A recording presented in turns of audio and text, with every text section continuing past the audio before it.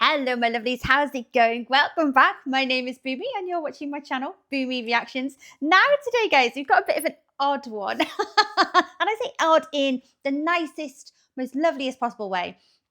But a very unusual video. So this is from a YouTuber called Lauren the Mortician. Now, I think I've had another video requested from this YouTuber. So if you have requested that, I do apologise. I will get round to watching it. Remind me though. Oh my gosh, I've got memory like a goldfish, honestly. So this video has been requested from one of my lovely patrons, Jeff. Thank you so much, Jeff. And Jeff, you say, this is here in America. And this video is called Busted Digging Up Graves to Sell Human Remains. Oh, that's nasty. Okay, this is a real story. This is true. This happened in America. Okay. Well, you know me, guys. I'm all for a morbid tale, morbid curiosities, and and whatnot. So, I mean, that sounds absolutely grotesque. Okay. So this is a new YouTuber. I haven't seen any of Lauren the Mortician, but as you can imagine, it sounds right up my street. So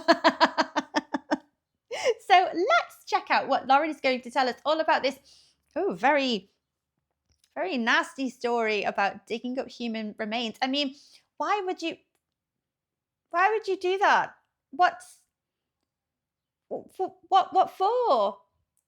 They're too dead to, for organ harvesting. I don't know. I'm sure Lauren will tell us all about it. My lovelies, if you're enjoying these reactions, don't forget to hit that like and subscribe. Thank you so much. I have a Buy Me a Coffee if you're interested, and that link is over here. And if you would like to help support my channel any further, I have a Patreon account, and if you fancy checking that out at all, that link is in the description below. From one goth to another, let's hear what Lauren has to tell us. Oh, that's Lauren. Oh, she's got the long blonde hair. Oh, I like her style. Look, we've got similar glasses. Look at these. I just don't wear them on camera very much. What do you think?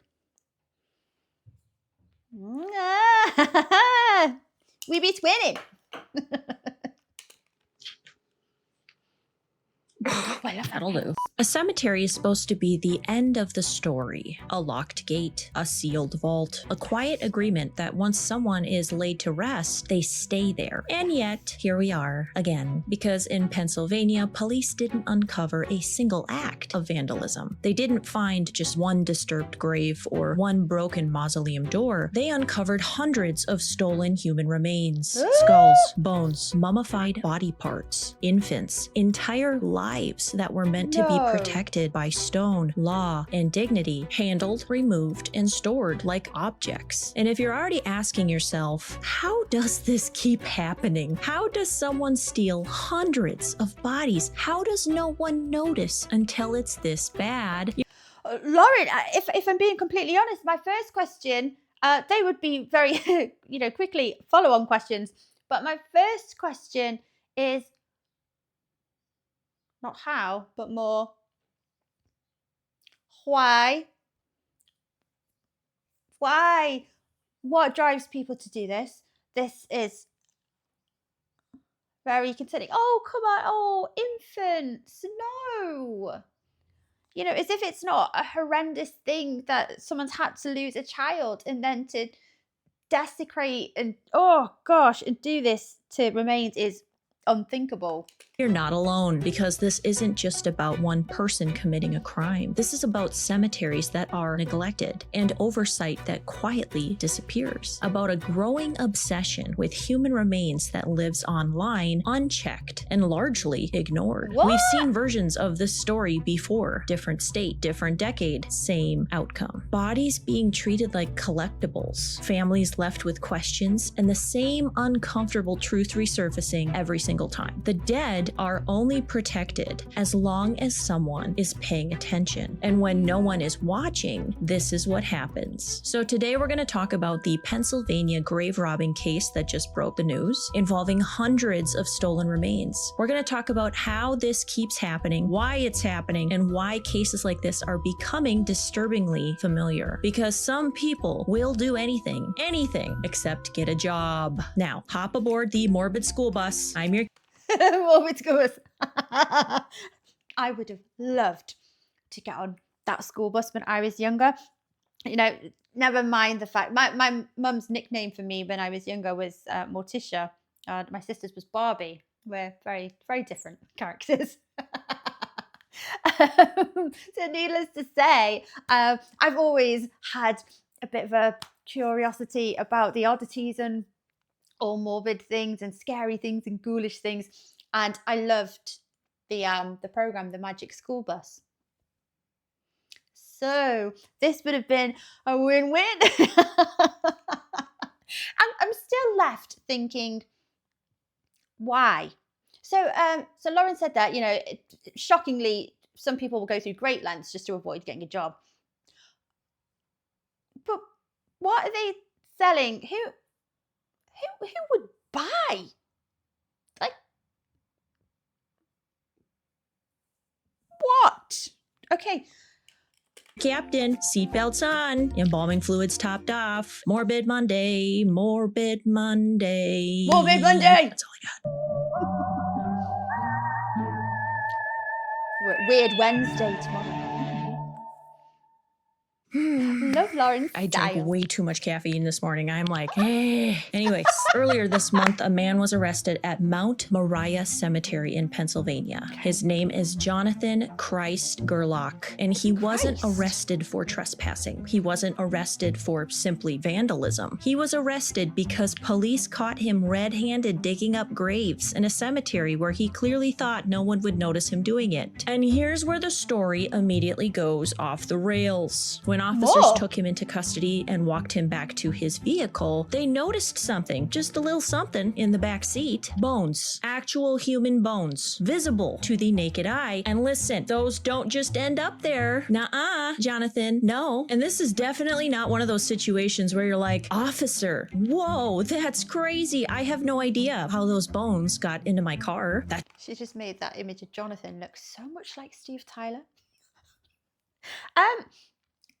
So he's got a very unusual name. You know, if we're profiling this guy, I've never ever seen anyone with a middle name of Christ. Is that a name that he gave himself? Never heard of that. Is that a normal thing, like anywhere in the US, or it's very unusual to me? I've just never seen it before. It kills me to say it, but you know, his tattoo that he's got there, it's all right, isn't it? That's probably the nicest thing about him, though.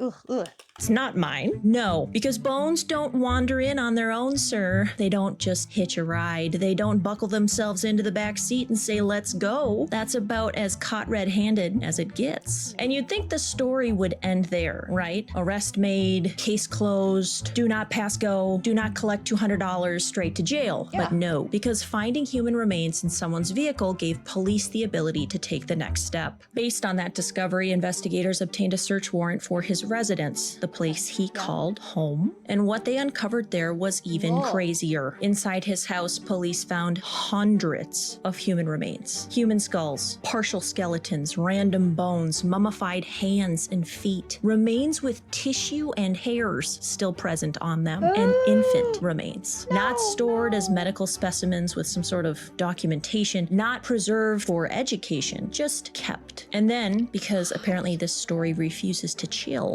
investigators looked into his online activity. And let's just say, this bone collecting wasn't something he was hiding. He was flaunting it. It was happening in plain sight, often tucked behind the phrase, ethically sourced. And I just want to say, if you look at this guy's Instagram, nothing looks ethically sourced to me, but we're going to talk more about that later, because let me be very clear, there is nothing ethical about this. Nothing. Is this like, is the occult related to this man's hobbies? His what do you even call this? So he's selling them on if he's, you know, saying they've been ethically sourced. What's ethical about that? That's a lie. Ugh. And I'm going to show you his Instagram page. You just wait, buckle up. I said buckle up, right? So at this point, a really obvious question comes up. Why this cemetery? Why Mount Moriah Cemetery? Mount Moriah is a large historic cemetery just outside of Philadelphia, and it has struggled for years with ownership disputes, legal issues, and inconsistent maintenance, which matters because cemeteries don't protect themselves. I wish they did, but they don't. They rely on locks being checked. They rely on doors being repaired, and they rely on people being present. And what you probably don't realize is a lot of those people are volunteers. And when that breaks down and areas become easier to access than they should be, this is what happens. But it's important to say this clearly. Mount Moriah was not necessarily the only cemetery involved. Investigators believe this activity may have extended beyond a single burial ground, and authorities are still working to determine how many cemeteries and how many graves were affected. So while Mount Moriah is where this arrest finally happened, it may not be the only place where remains were taken, which makes this even more unsettling because this wasn't just someone exploiting one vulnerable location. It suggests someone who understood cemetery access, he knew what to look for, and he felt comfortable moving through multiple burial sites without being noticed while flaunting it online. And that context matters, especially when we talk about what comes next, because this wasn't just about taking remains. You're not totally doing it for kicks and giggles. It was all about selling them. So this is where the story takes a turn into the internet. I had way too much. I'm like bouncing off the walls over here. It's fine. When investigators looked into his online activity, they didn't just find random posts. They found active listings in Facebook groups dedicated to human bones and oddity sales. Skulls for sale. Some already sold, and others, little collections he had, are listed for as much as $999. And this wasn't anonymous, like he didn't use a fake name. And he also had an Instagram page, and he literally called himself the Bone Daddy, which I'm sorry, nothing says this is totally legit and ethically sourced, like buying a skull from a guy who branded himself the Bone Daddy. I did actually think she was just going to say the bone collector. Did anyone else think that we were going to be led down that cliche kind of title route? Oh, okay. There's another name there. Ledger of the Dead. Right. Okay. Mine. Oh, where'd you get that skull, honey? Oh, I don't know. Some guy called the Bone Daddy. Sounded super ethical. Be so for real. Look at this. Like, do you see this? I am bothered. Now, this is where nuance matters because not all of these groups, these oddity collector groups, started this way with people like this. There has historically been a medical bone trade. We've talked about that before. Okay. Old teaching skulls, antique anatomical specimens, many of them sourced from Europe in the 1800s and early 1900s, when medical ethics were, let's just say, sketchy. Different. Were those practices ethical by today's standard? No. That's definitely debatable. But yeah, the grave robbers, yes. And then selling them back to the medical community. Ethically sourced. Yeah, gross. Okay. There is a clear difference between historical medical specimens and digging up graves at your local cemetery. And that line has completely collapsed because today these Facebook groups still exist. Like, it's up right now. And while some people genuinely believe they're buying old medical specimens, the reality is that there is no reliable way to verify that anymore. There's no paper trail, no chain of custody, no real oversight. And when you combine that with seller sellers branding themselves online, casual buyers, and As the money Bone Daddy. changing hands, this is what you get. Human remains being treated like home decor, and people pretending the phrase ethically sourced magically makes it okay, but it doesn't. I'm sorry, that's gonna piss somebody off. I just ruined your day, but it's the truth. The truth. But it's not ethically sourced at all, is it? So that's a lie in itself. I would consider myself someone who is interested in, this kind of paraphernalia and such, and very kind of gothic, scary, ghoulish things. But that's a step too far, isn't it? Why on earth would you want to make any kind of decoration out of someone's remains? You can buy fake things and resins if you really have to, if that's really your cup of tea. You don't need the real thing. That's nasty. That's horrible.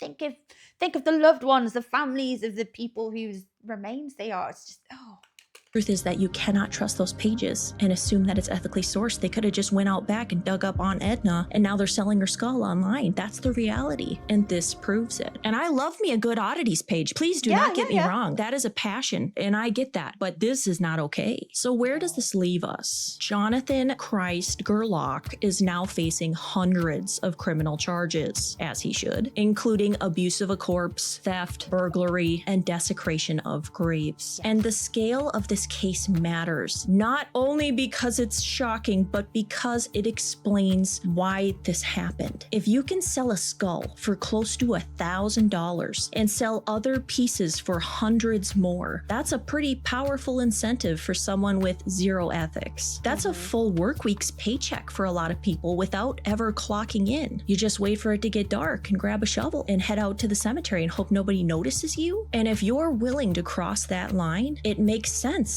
why someone would target abandoned or neglected cemeteries, not sealed graves underground, not anything that requires heavy equipment or makes a lot of noises to get into, right? They want easy access, above ground mausoleums, structures already falling apart that they can get into. So I guess this video would be a great ad for somebody selling burial vaults and grave liners, those concrete boxes that go down into the grave. Because if you put someone inside of a vault underground, you've created a deterrent. Is it impossible to get into? Technically, no, but it's loud and it's heavy, and good luck because it requires heavy machinery, and machinery draws attention. That's why thieves like this go for what's easiest, not what's best preserved. One detail in this case that has really stuck with me is that one of the bodies recovered from this guy's basement still had a pacemaker attached to it. That's a modern medical device, and it has a serial number. So that means he is, or was, targeting fresh graves too, which means investigators will almost certainly be able to identify that individual and notify their family because those pacemakers have serial numbers. And I'm honestly dying to know where that person was taken from, because that tells us just how far this may have gone. Here's the bigger issue though. Right now, the laws around selling human remains are not strict enough. Oversight is inconsistent, and the phrase ethically sourced has become this shield that people will hide behind. And until that changes, until there are real rules with real consequences, I don't think this is the last time we're going to see something like this. Because when money is involved and the access is easy, someone will always decide that digging up someone else's loved one is easier than doing the right thing. And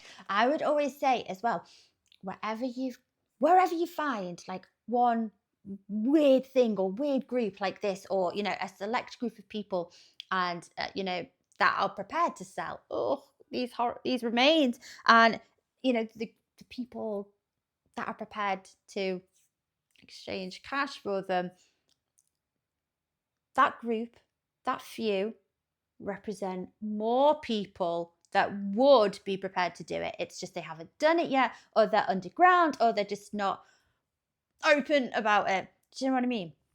So the fact that it's ever really something that you can see on social media, for me, it's a bigger problem because I think it represents more people interested in it.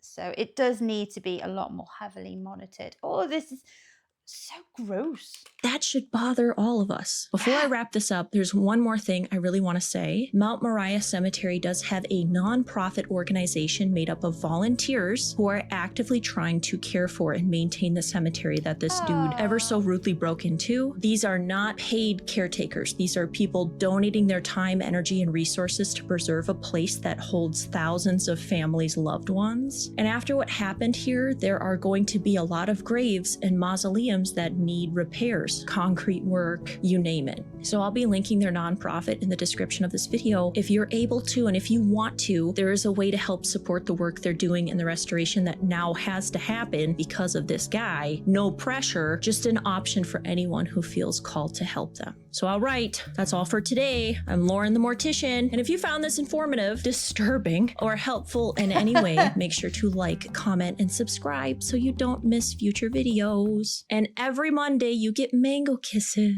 so let me get you the mango. I drank Mango way too much kisses? caffeine today. Come here, biscuit head. Oh my goodness.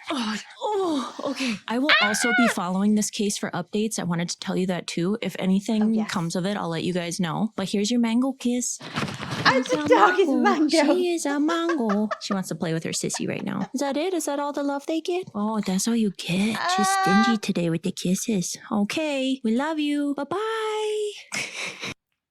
Oh, Mango got that pug tongue. I love pugs. I said, that's Mango. Mango is a doggy. Oh. Right, okay. Disturbing, yes. Informative, yes. I need to catch some more videos from Lauren the Mortician. They're very interesting. Disturbing, yeah, absolutely.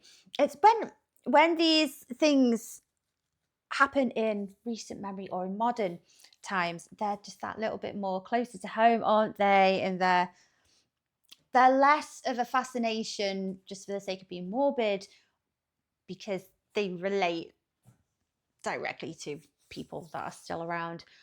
Oh my gosh! So how long did this fella get in prison? Not long enough. I'm sure you're going to tell me.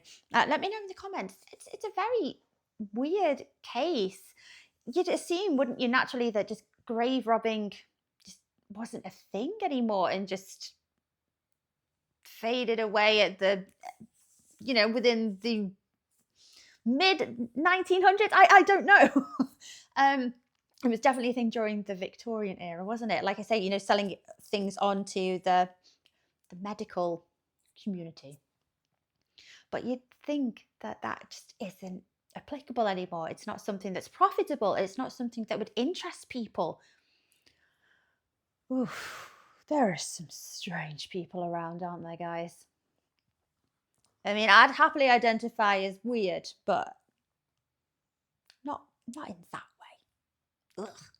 Anyway, guys, I hope that interested you as much as it did me. I'd say it's enjoyable to watch, but it's gross. Yes. But thank you for watching along with me, my lovelies, and thank you, Jeff, for requesting this video. I have a new YouTuber that I'd quite like to binge watch some of her videos. Thank you for watching, guys. Take care of yourselves, my lovelies, and I will see you on the next video. Bye bye.